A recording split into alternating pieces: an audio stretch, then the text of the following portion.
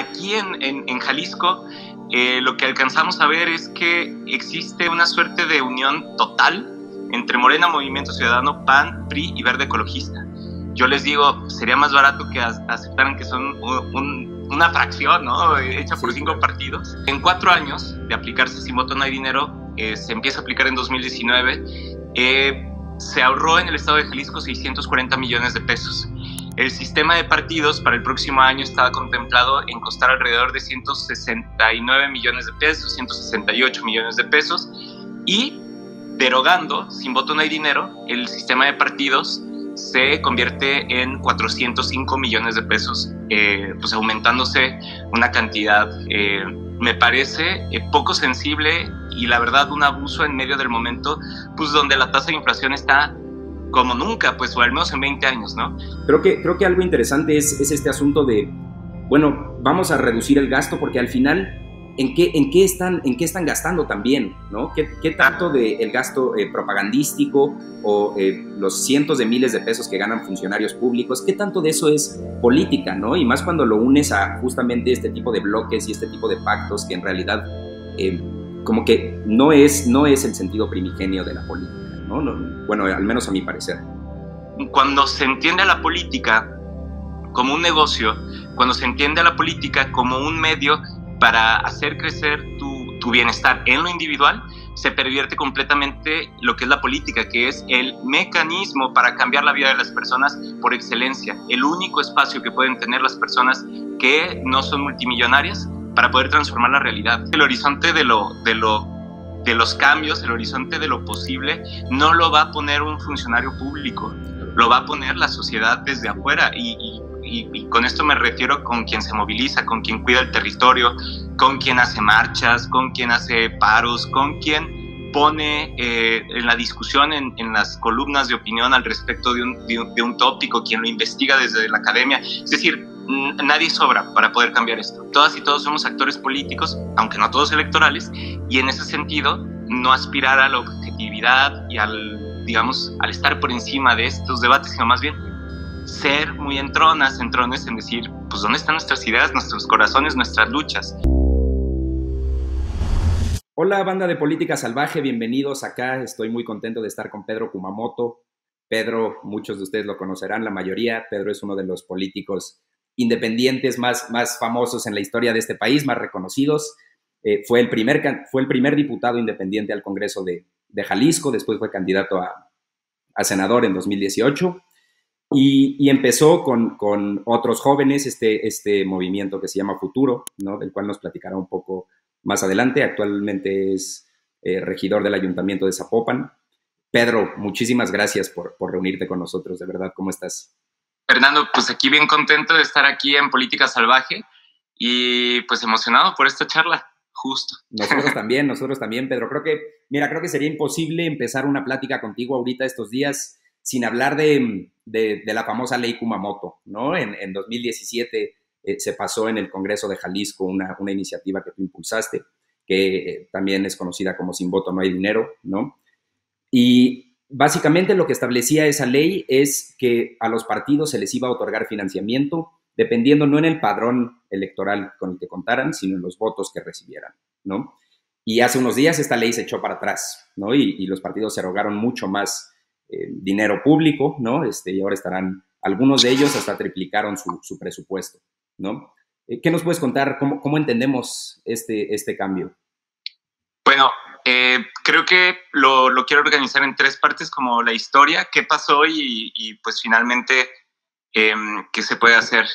La primera parte es que en 2017, como ya bien adelantabas, en enero, en el contexto del gasolinazo, hicimos la propuesta de Sin Voto No Hay Dinero a nivel nacional. Los congresos locales, si sumas a la mitad más uno de las diputaciones, pueden presentar iniciativas a la Cámara de Diputados Federales, ¿no?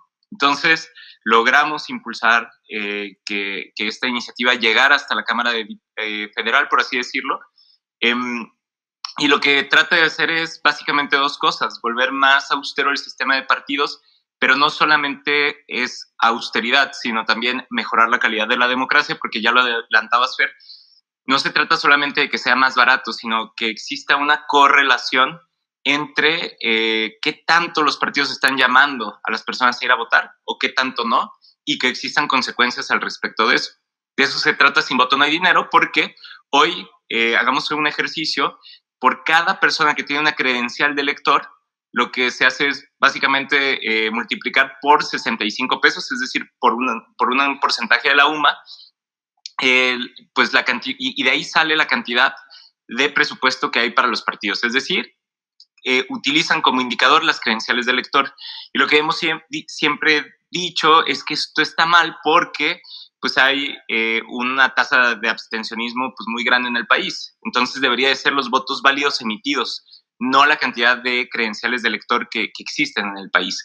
Claro. Y bueno, después de hacer esta lucha, después de hacer mítines, pegar calcas, organizar foros, hacer activismo, llamándole a las diputadas y diputados, eso estuvo fenomenal, pues logra pasar Sin Voto No Hay Dinero a las comisiones.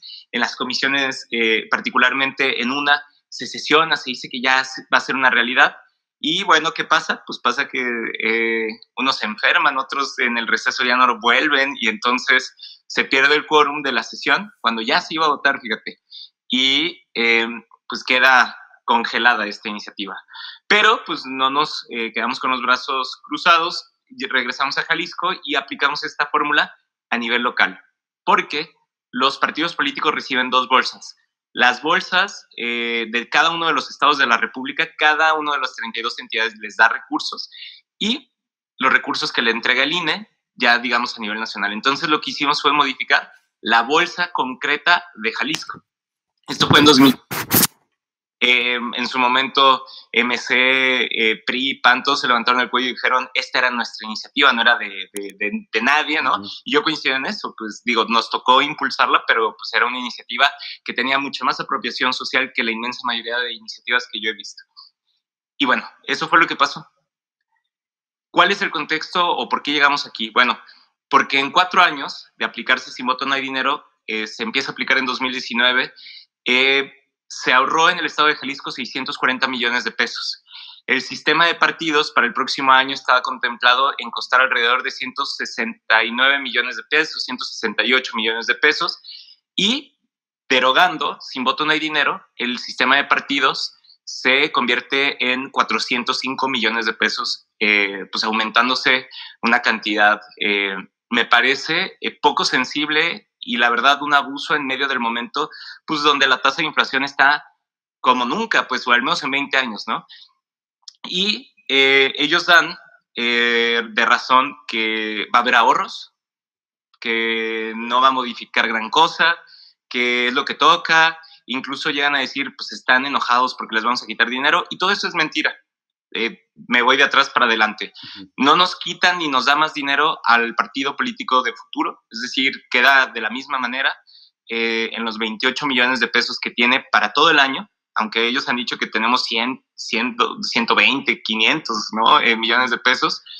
Tampoco estamos haciendo activismo por un tema de, pues por así decirlo, de interés personal. Tiene que ver más bien con lo que vivimos. 6 meses de activismo en donde se vuelca la sociedad a decirle a sus diputadas y diputados qué es lo que creen que se puede hacer, cómo mejorar la democracia, que no es quitar solamente el dinero, porque eso abre la puerta a que solamente los súper ricos y las empresas gigantescas sean las que dictan cómo se hace la política, pero sí definitivamente que sea mucho más austero y existe una consecuencia de que no nos estén llamando a poder participar e involucrarnos en la política.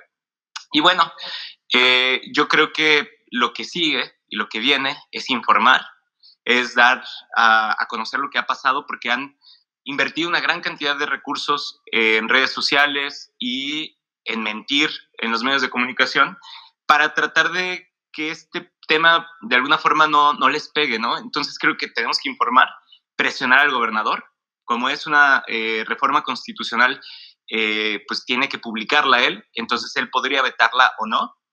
Y bueno, creo que también nos deja un gran aprendizaje, y que a lo mejor esto da pie para seguir platicando, pero cómo Morena y Movimiento Ciudadano se comportan distinto a lo que dicen a nivel nacional en los niveles locales. Es decir, no es la primera vez que pasa. MC dice 0 recursos a los partidos o algo así dice a nivel nacional, pero aquí se triplican los recursos de su partido político. Pasan, me parece, de 35 millones a casi 130 millones de pesos. Aquí, bueno, más bien, a nivel nacional, el Movimiento Ciudadano dice, vamos a despenalizar el aborto. Aquí, que tiene los votos para poder sacar adelante esto, dice que no va a tocar esta definición que ha propuesto y ha levantado la voz Susana La Rosa, que es también diputada por Futuro. Aquí en Jalisco, lo que alcanzamos a ver es que existe una suerte de unión total entre Morena, Movimiento Ciudadano, PAN, PRI y Verde Ecologista. Yo les digo, sería más barato que aceptaran que son una fracción, ¿no? Claro, hecha por 5 partidos. Pero bueno, yo creo que eso es algo que también es importante que lo sepan en otros lados del país, porque, pues, digamos que hacia afuera tienen un discurso en donde uno podría coincidir en algunas cosas, pero ya cuando están gobernando, pues es otra cosa, son completamente lo opuesto. Sí, y eso es algo al final que te ha tocado pelear contra eso a ti, ¿no? Te has dado de cachetadas ahora sí con el bloque de los partidos tradicionales que se han portado, como tú dices, a nivel local, como uno en realidad, ¿no? Creo que algo interesante es este asunto de, bueno, vamos a reducir el gasto porque al final, ¿en qué están gastando también, ¿no? ¿Qué tanto del gasto propagandístico o los cientos de miles de pesos que ganan funcionarios públicos, qué tanto de eso es política, ¿no? Y más cuando lo unes a justamente este tipo de bloques y este tipo de pactos que en realidad como que no es el sentido primigenio de la política, ¿no? Bueno, al menos a mi parecer. Yo siempre he pensado que tenemos que pensar en la política como un poco como en la docencia, es decir, conforme vas adquiriendo responsabilidades en la docencia, pues sí puedes ir escalando en una suerte de salario, pero nadie entra a ser investigadora, a ser profesor, con el objetivo de volverse rico. No está mal que tengamos profesores que están desarrollando grandes conocimientos en la tecnología, en las ciencias sociales, en la biología, y que tengan un salario adecuado. Pero creo que la enorme diferencia es que ahí muchas veces se entra por vocación y se va remunerando conforme exista cierta capacitación y ciertas responsabilidades. Yo siempre he dicho que para mí ese es un símil perfecto, porque también no puedes pedir que la gente no pueda tener un salario en la política, porque ¿qué es lo que pasa? Que solamente quien es sumamente acaudalado o está recibiendo rentas y remuneraciones por debajo de las mesas van a ser quienes van a participar en espacios, ¿no? Pero claro, yo coincido contigo. Cuando se entiende a la política como un negocio, cuando se entiende a la política como un medio para hacer crecer tu bienestar en lo individual, se pervierte completamente lo que es la política, que es el mecanismo para cambiar la vida de las personas por excelencia, el único espacio que pueden tener las personas que no son multimillonarias para poder transformar la realidad. Y creo que eso es algo fundamental y que en muchas ocasiones, pues, esto que te estoy diciendo cuesta trabajo porque hay un desdén enorme hacia la política, con justa razón en buena parte, pero otra parte también asusado, por así decirlo, este fuego, es decir, haciéndolo más grande por quienes son los beneficiarios directos de la antipolítica, claro, sí, los corruptos, los que quieren que nadie más que ellos se beneficien de la política, ¿no? Y creo que eso es parte del por qué también estoy en esto, ¿no? Por una suerte de disputa de significantes al respecto de la política. ¿Y cómo le hacemos, Pedro, para que tenga más cabida el ciudadano normal, común y corriente, que no es sumamente acaudalado, ¿no? Que no tiene hectáreas tras hectáreas de tierra, que no tiene influencia monetaria alguna? ¿Cómo le hacemos para que esas personas tengan representación? Y podemos hablar de una crisis de representación en nuestro país. Desde luego.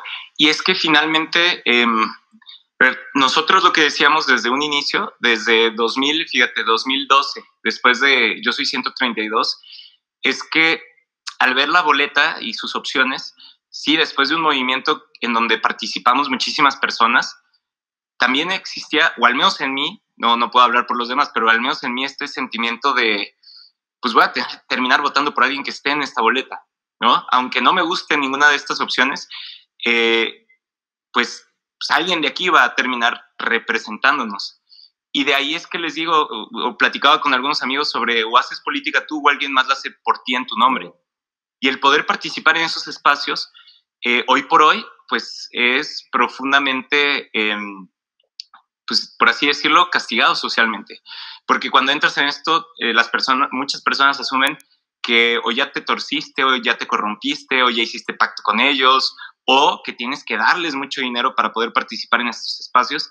Y creo yo que esos costos sociales tenemos una responsabilidad quienes hacemos política en dejar claro que eso no es cierto y que sí existen diferencias ideológicas y programáticas con muchas personas, pero que la política también hay personas idealistas o personas, vamos a llamarlo así, que quieren hacer lo necesario para cambiar el país, pero que con esas diferencias de ideas, que sí practican la honestidad y las ganas de poner al centro a las personas. Eso es lo primero. Lo segundo, yo creo que es disputando también este relato al respecto de que todo en la política está mal, todo está corrompido y que no hay que tocar la política porque la política es un tema de mal gusto que no se debe de hablar en la mesa ni en las reuniones. Al contrario, justo la instalación de esta idea es la que evita que nos demos cuenta que tenemos dolores parecidos. Claro. Nosotros empezamos, creo yo, como quizás la primera opción política electoral aquí en México, a disputar la idea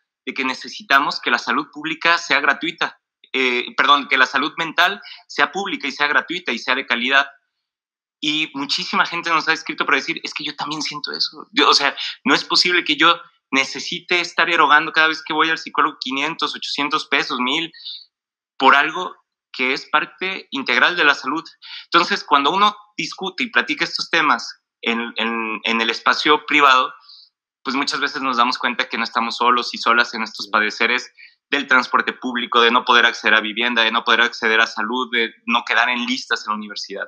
Y lo tercero que yo diría, que también es a lo mejor esa parte, ya no solamente le toca la parte política, sino a todas, a todos, es una suerte de maduración al respecto de cómo vienen los cambios. Es decir, no vienen solos, no se dan gratuitamente, no son, como dirían, estas concesiones magnánimas del poder, sino vienen con lucha, vienen con tiempo, vienen con derrotas, en momentos a veces hasta con contradicciones, viene con sumar a quien piensa a veces distinto y a veces también fortalecer el punto de vista. Y creo que en una sociedad como la que vivimos se premia mucho la inmediatez, la gratificación instantánea, las miras a corto plazo, la vanidad, y creo que ese podría ser quizás como uno de los elementos más complejos de nuestra época. Gramsci lo que decía, pues, era como organizarnos, ¿no? Y parte de la organización eventualmente nos va a llevar a las discusiones que se tienen que dar, pero ya con esa organización, pues movilizarse y conmoverse, ¿no? Que creo que esos son de los elementos que también pueden resultar medio anticlimáticos en nuestra época.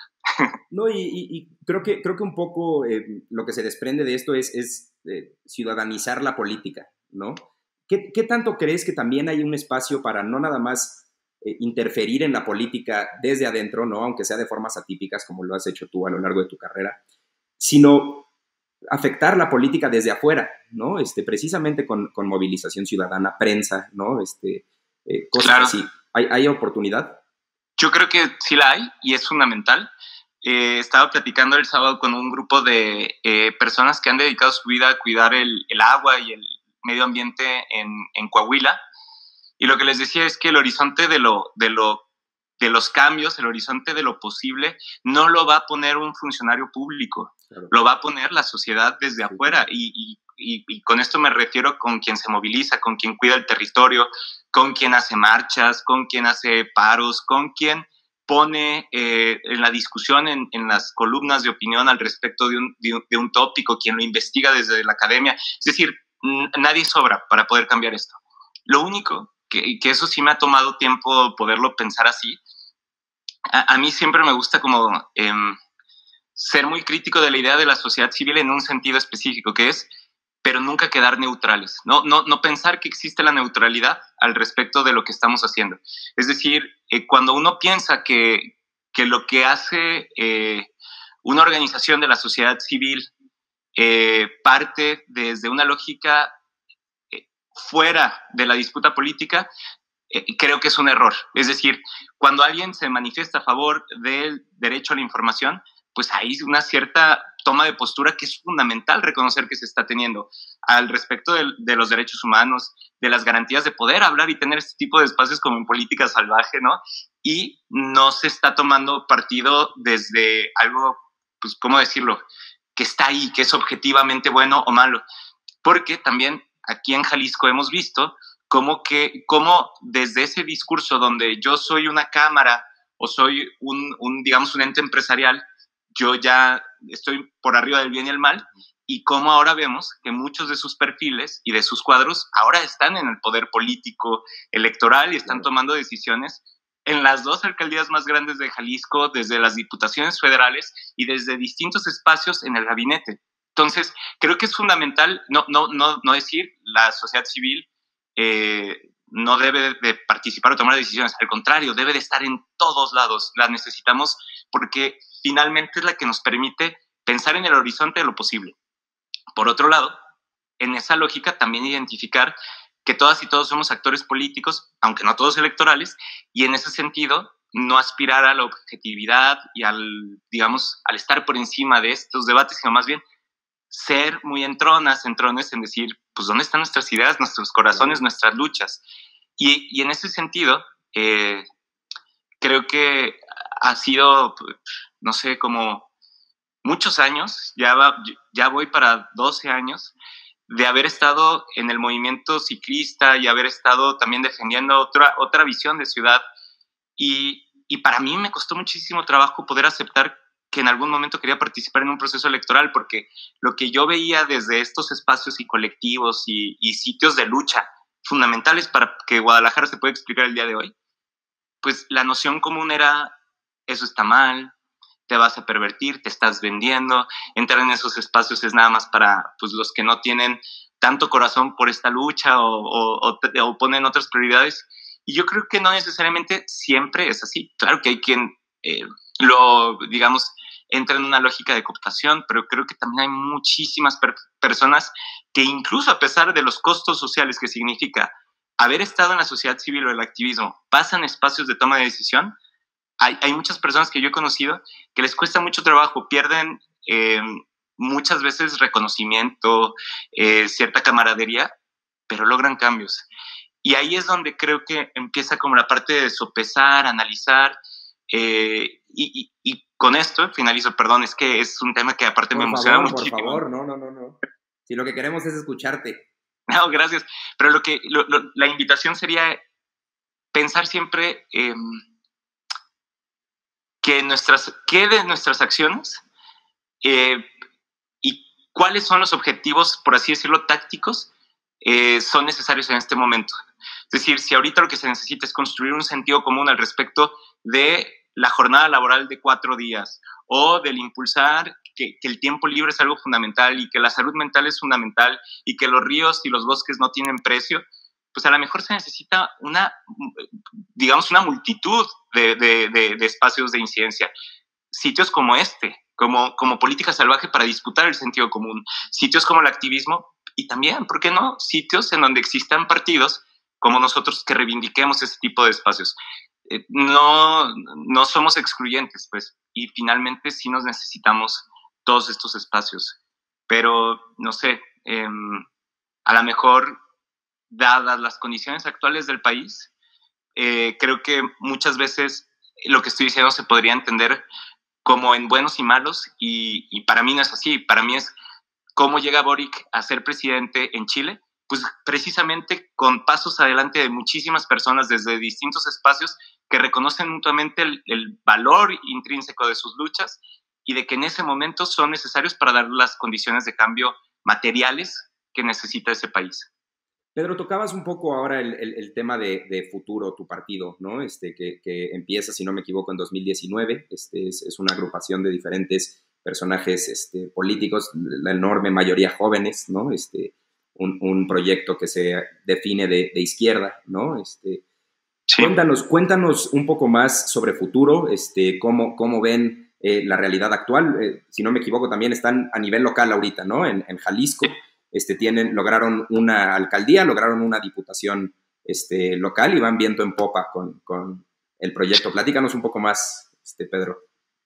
Bueno, eh, el otro día me decía alguien, neta, ustedes le han buscado por todas las vías para hacer política. Y le digo, sí, es que sí es cierto. Empezamos primero tratando de hacer un partido nacional. Luego tratamos de presentar una candidatura a diputación local sabiendo que íbamos a perder y ganamos. Y luego presentamos 9 candidaturas a diputaciones locales, 2 al Senado, 3 federales, pensando que íbamos a lograr llegar y allanar el camino a las instituciones, y ninguno de nosotros quedamos, a pesar de que, por ejemplo, Juanita Delgado y yo, como fórmula al Senado en lo individual, como fuerza política, fuimos la fuerza política más votada aquí en el estado, 762,000 votos nosotros, 700,000 Morena, 670,000 MC.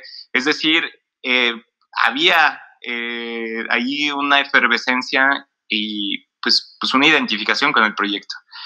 Entonces lo que dijimos fue, ¿qué hacemos con esto? O sea, finalmente hemos ido iterando y probando y tratando de ver cómo podemos de alguna forma participar sin ser cooptados por los viejos grupos, claro, tratando de ofrecer una opción de cambio real al Estado y al país. Pero el sistema de partidos, pues evidentemente pone ciertas circunstancias que nos llevan a pensar que o seguimos siendo una opción política de alguna forma testimonial y en mucho sentido con una lógica de cambio, o tratamos que esa lógica de cambio llegue en una condición un poco más pareja en un sistema de partidos políticos. Y yo creo que yo me terminé de convencer de la idea de ser un partido cuando, pues claro, nos quedábamos pensando en la política no sucede nada más en un proceso electoral donde te inscribes como independiente, la política sucede todos los días, a todas las horas, y necesitamos algo que sea más que sea permanente, y segundo, que no dependa de una persona. Claro.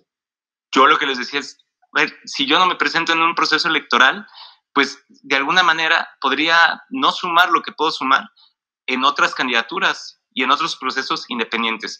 La idea es que esto sea de instituciones, esto trascienda a las personas, trascienda a los nombres. Y claro, yo quiero seguir haciendo política, pero que no dependa de una persona, porque ese ha sido y es uno de los males más grandes del país, que solamente podemos pensar en procesos políticos pues muy en la tesitura priista, ¿no? Y creo que, claro, los liderazgos individuales pesan, son importantes, hay que reconocer quienes los tienen y hay que abrazar la idea de que hayan más y de formar nuevos liderazgos, que creo que ese es ahorita uno de los espacios donde tengo mi compromiso. Pero no bastan. Por lo menos para transformar realmente a la sociedad se necesita muchísimo más que buenas intenciones, sueños y aplomo. Se requiere equipo, se requieren cambios en muchas estructuras y se requiere una suerte de masa crítica que no permita que los cambios ganados se pueda tener un retroceso, como lo que está pasando con Sin Voto No Hay Dinero precisamente, que a lo mejor si estuviera solito, pues a lo mejor no habría nadie que levantara la voz como se está logrando levantar la voz desde distintos espacios con Futuro y con el activismo en calle. Entonces, así es como el camino un poco de la historia de Futuro. Nos costó muchísimo trabajo. Hacer un partido político en México es casi imposible si no eres o un sindicato, otro partido, una iglesia o un grupo político ya consolidado en otra institución. Y pues acá nuestras asambleas eran increíblemente diversas, tocando puertas, convenciendo, platicando de las ideas que teníamos. Muchas personas se acordaban todavía del 2018 y lo que habíamos, creo yo, logrado. Entonces, yo sí creo que es una anomalía en el sistema de partidos futuro. Es una anomalía que debe de ser incómoda al poder. Es una fuerza política que tiene una vocación de gobernar, pero que en ese camino de por poderse formar para poder servir desde esos espacios, lo tenemos que hacer con lo que tome de tiempo, en el sentido de queremos ir, insisto, a poder representar de mejor manera en el Congreso y en los distintos espacios municipales, pero para poder lograrlo no estamos dispuestas a renunciar a lo que programáticamente creemos.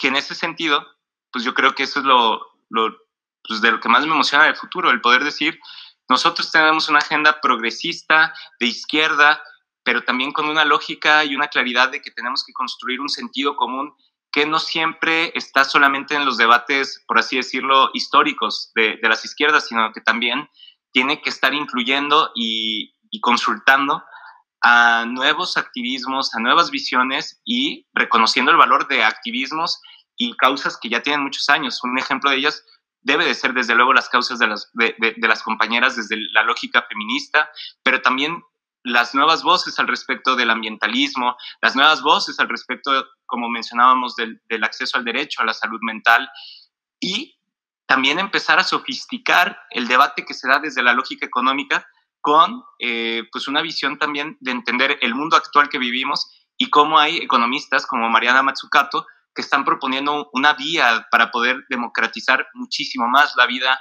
al interior de las instituciones, pero también al interior de los espacios de emprendimiento. Entonces, no sé, a mí me emociona mucho, no sé, creo que yo me atrevería a decir, quizás de las pocas fuerzas políticas que lo que lees en sus estatutos y lo que lees en su programa, realmente lo queremos hacer, y para eso queremos estar ahí.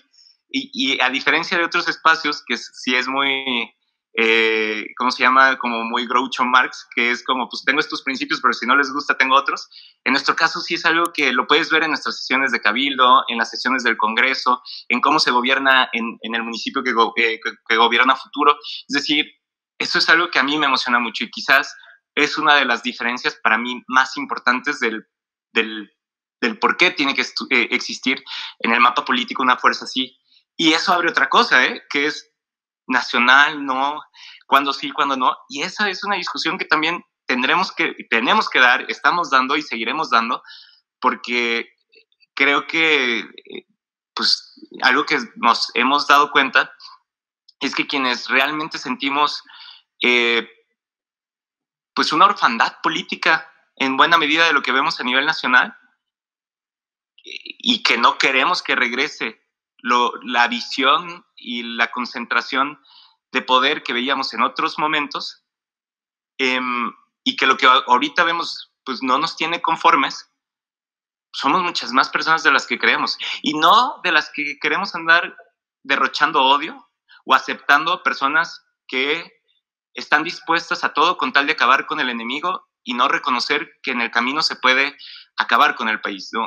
Yo creo que quienes estamos pensando y tratando de ver un país distinto con esta pues, alternativa que se podría construir, pues debe tener cabida después del proceso electoral del 2024, que es cuando se forman los partidos nacionales. Hay que discutir muchísimas cosas antes de que eso pase. Yo no me quisiera adelantar, yo lo único que quiero decir es que para mí ha sido un aprendizaje muy grande ir a otros estados y darme cuenta que una opción como la que somos nosotros aquí en Jalisco sí tendría cabida, al menos en la inmensa mayoría de los estados que yo he tenido la oportunidad de visitar. Sí, creo que sería un error omitir los esfuerzos en particular de Susana de la Rosa, ¿no? Que es la diputada local de Futuro en Jalisco y acaba de lograr, como tú dices, ha sido un esfuerzo hercúleo y se nota desde afuera, ¿no? Y acaba de lograr el matrimonio igualitario, ¿no? Lo mismo que el reconocimiento de las personas transgénero mayores de edad, ¿no? Y lo mismo también que la sanción a las prácticas de conversión, ¿no? Y estamos hablando de Jalisco, un estado tradicionalista, ¿no? Conservador, en muchos sentidos, ¿no? También está ahí en la congeladora la iniciativa para legalizar el aborto, ¿no?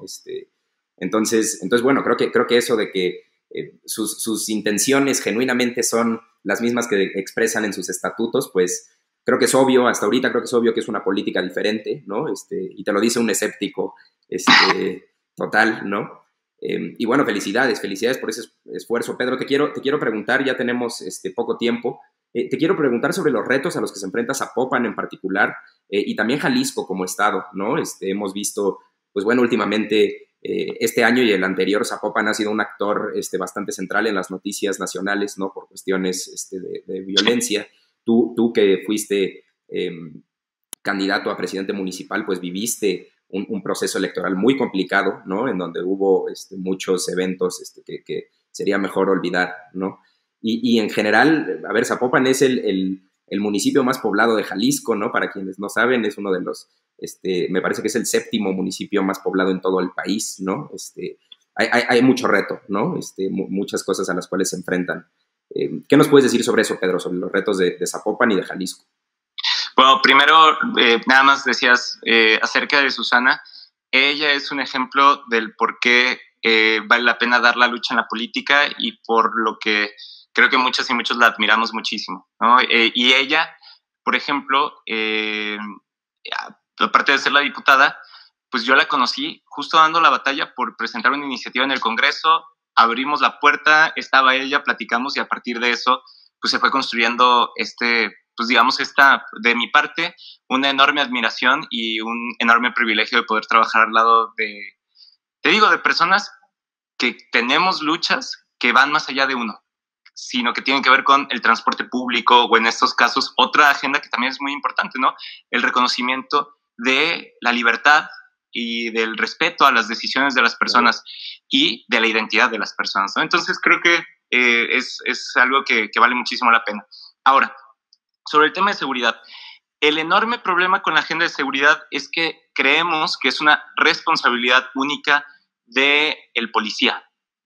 Y esto es un enorme error. Sí, claro, necesitamos más policías o más elementos policíacos mejor entrenados, mejor pagados. En algunos casos también se requieren unidades especiales que puedan atender ciertas coyunturas en específico, pero no descansa ahí. Necesitamos entender a la seguridad y a la paz como el resultado de decisiones que empiezan desde la presidencia municipal, pero que pasan por el director de alumbrado público, por la dirección de deporte, que pasa por la dirección de cultura, por la dirección de obra pública.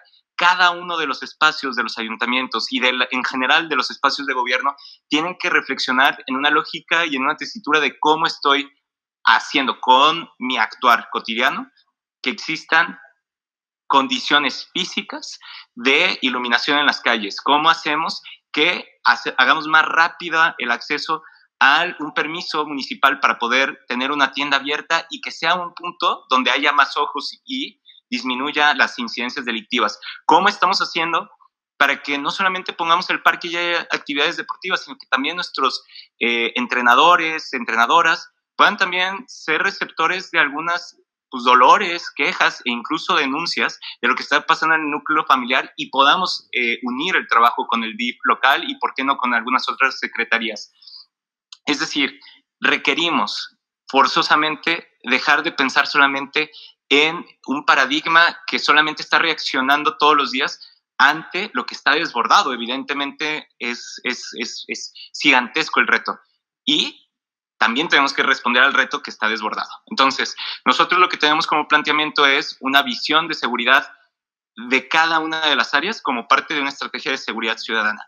Y segundo, como parte de la reacción a lo que ya está desbordado, tomar como referencia modelos que han funcionado ya en el país en momentos específicos como este, como lo puede ser Ciudad Neza, allá en el Estado de México, que logró una reducción gigantesca y continúa, por cierto, de robo de autopartes, de asesinatos, es decir,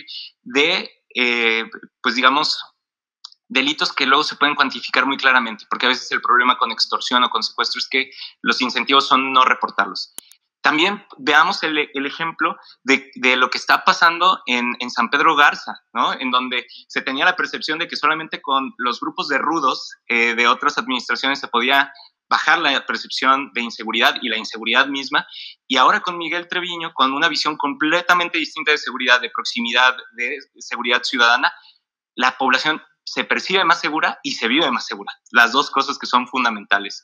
Y claro, los ejemplos también de participación ciudadana, como los fideicomisos de seguridad, como los hubo en Chihuahua o en mismo Monterrey también, en donde nos ponemos de acuerdo para que los gobiernos, pero también los distintos niveles sociales y los distintos espacios de la producción, pues puedan poner una lana para que se trabajen con poblaciones que están en conflicto con la ley y también que se trabaje con poblaciones que podrían caer en estos procesos y acompañar desde luego la prevención en cada uno de sus sitios.